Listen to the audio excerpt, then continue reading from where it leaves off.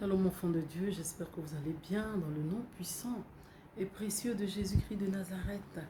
Alors j'ai partagé une photo ce matin sur ma page, une photo qui illustre bien les enfers, un endroit de désolation, un endroit de souffrance éternelle, un endroit de tristesse.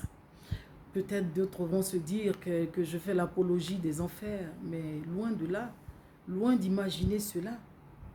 Mais par moments, il est important de revenir là-dessus pour comprendre que les enfers existent, le ciel existe. Et pour le chemin qui mène aux enfers est très vaste, c'est très large. Tous les plaisirs mondains.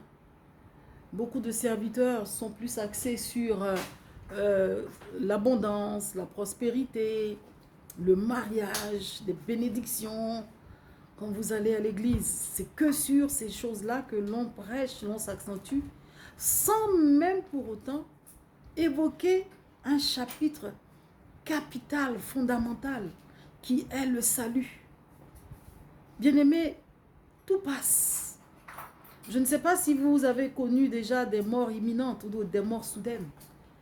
Mais ceux-là même qui ont connu des morts imminentes, des morts soudaines, ont une autre façon de voir la vie, ont une autre façon de réagir, ont une autre façon de se comporter dans la société.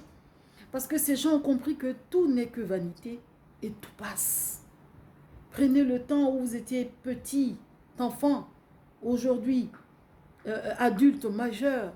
D'ici une vingtaine ou trentaine d'années, c'est la vieillesse. Après, c'est l'ultime départ. Mais quand on n'est pas prêt,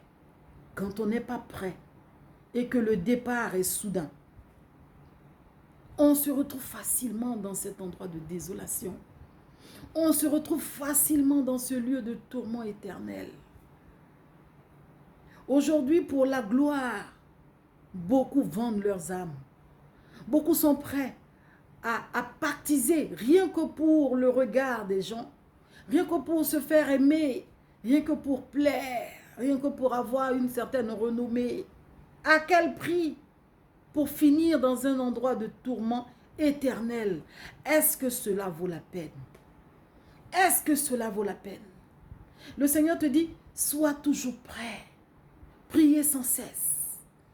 Il n'y a pas longtemps, il y a eu une catastrophe ferroviaire en Inde. Il y a eu près de 200 et quelques de personnes mortes. Si ces personnes-là n'ont pas été prêtes, où iront-elles? Il faut souvent se poser ces questions-là. On ne demande pas d'être fataliste. On ne demande pas de perdre la joie de vivre. On ne demande pas de changer de manière de faire ou de se renfermer sur soi ou de vivre comme si on était des moines. On demande simplement, le Seigneur te demande simplement de l'associer à ta vie, de faire ce qu'il aime, d'être obéissant à sa parole, de rester caché dans le creux de ses mains, d'avoir la bonté du cœur, la compassion, l'amour, le partage. En cela, si une mort soudaine arrive, mais la porte du ciel s'ouvre pour toi et tu recevras la couronne de vie.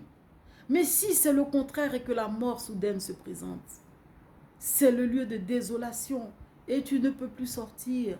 Les démons sont sans pitié. Il y a eu tellement de témoignages, tellement de gens qui ont vécu des morts imminentes, qui en ont parlé. Mais jusqu'à présent, beaucoup se disent, ça c'est ce que l'on dit. Beaucoup se disent, qui est déjà parti pour venir dire, bien-aimé, prends garde, prenons garde, parce que c'est réel. Je vous assure qu'une fois le Seigneur m'ouvre les yeux comme ça, et comme je suis quelqu'un qui ne supporte pas certaines choses, il ne m'a pas montré de la totalité. J'étais juste arrêtée. Mais les cris, c'était comme s'il y avait un feu dévorant, un feu qui était comme l'océan. Les cris étaient tellement stridents que, oh my God, la peur a fait que je me suis réveillée. C'est réel, c'est réel. Et il m'a fait aussi la grâce de visiter le ciel. C'est magique, c'est beau, bien-aimé. Cherche le ciel, cherche le royaume des cieux et sa justice. Le reste sera donné ici-bas. Je le dis avec le cœur parce que c'est terrible.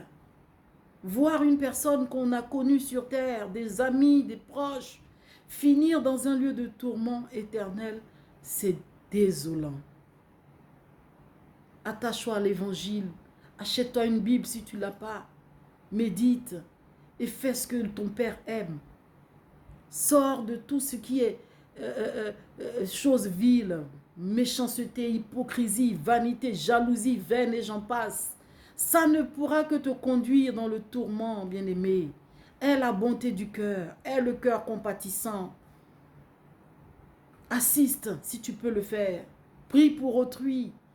Quand une personne ne va pas bien, au lieu de rire d'elle, au lieu de se moquer, prie pour la personne. Le Seigneur te dit quoi? Priez les uns pour les autres. Prie pour la personne. En cela, tu augmenteras tes grâces. En cela, tu toucheras le cœur de ton Père. Portez-vous bien. Que Dieu vous garde. Shalom.